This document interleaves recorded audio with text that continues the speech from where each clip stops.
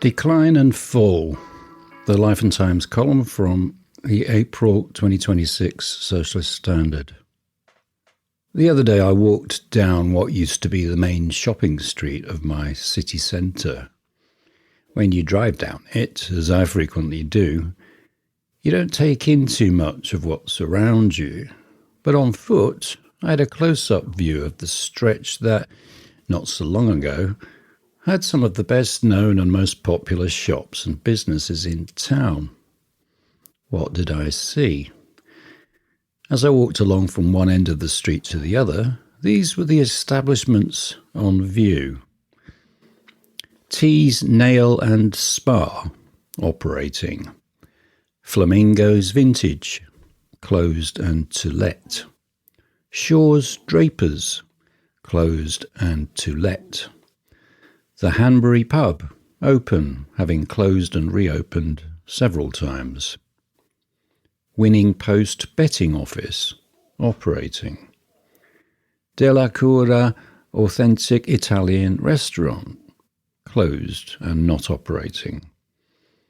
Info Nation NHS Health Board Support, closed and not operating.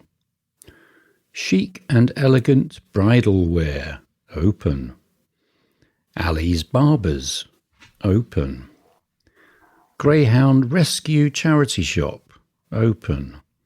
Warhammer Shop, open. RSPCA Charity Shop, open. King's Mart Convenience Store, open 6 a.m. till late. Bride's Bridal Wear, open. What did all this tell me?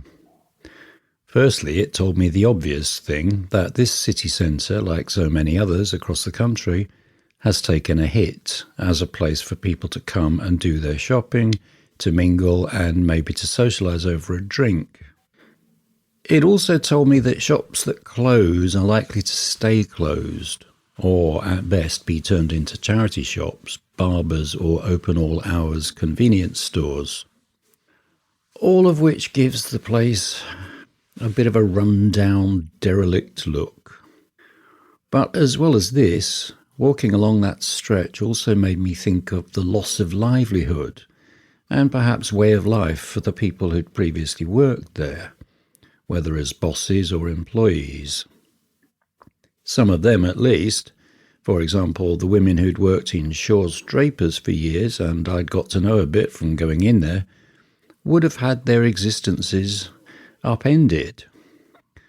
True, some may have found opportunities or jobs elsewhere, but others may not, and the very process of needing to look would have been likely to cause worry, anxiety, and maybe even deprivation, all of course hidden from public view.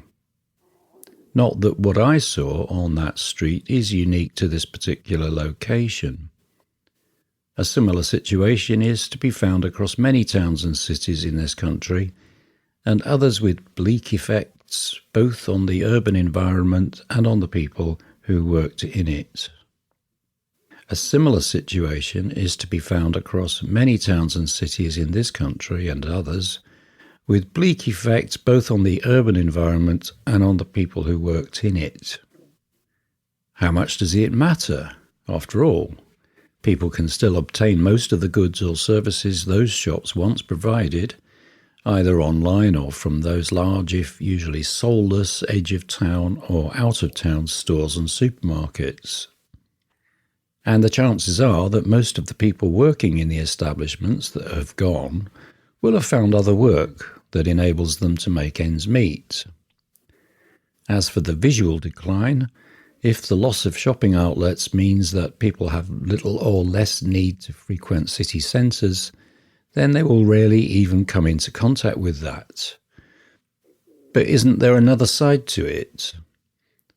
The degeneration of town and city centres has not just lessened their attraction as places to shop, but has also meant the diminution of a communal environment for people to meet and fraternise with others and generally feel part of a wider community.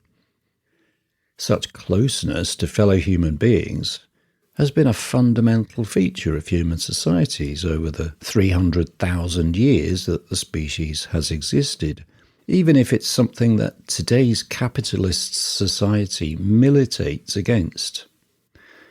With profit as its mainspring, human togetherness and community hardly feature among its priorities.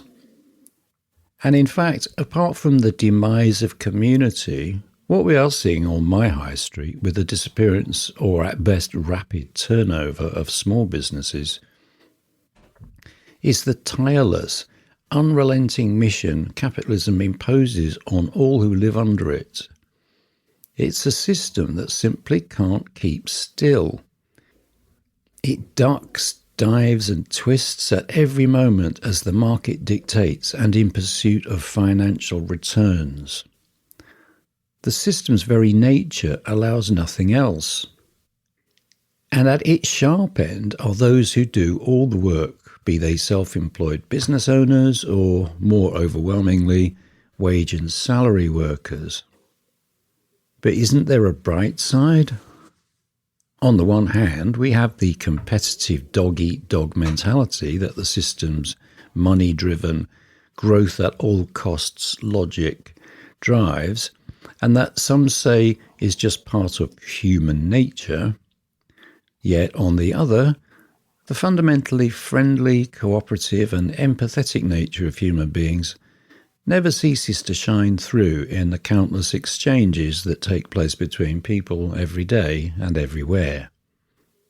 It may be in the concern for the welfare of others, to be seen in charity and other voluntary activities, or just the simple everyday exchanges between vehicle drivers as they slow down or stop to let others pass and are acknowledged with a wave.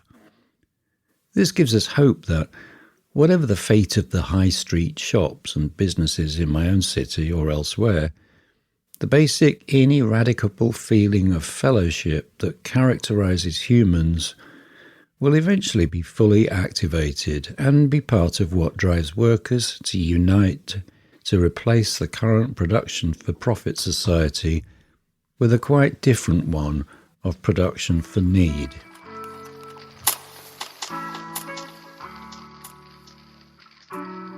You have been listening to World Socialist Radio, produced by the Socialist Party of Great Britain. If you would like to find out more, you can visit our website, spgb.net.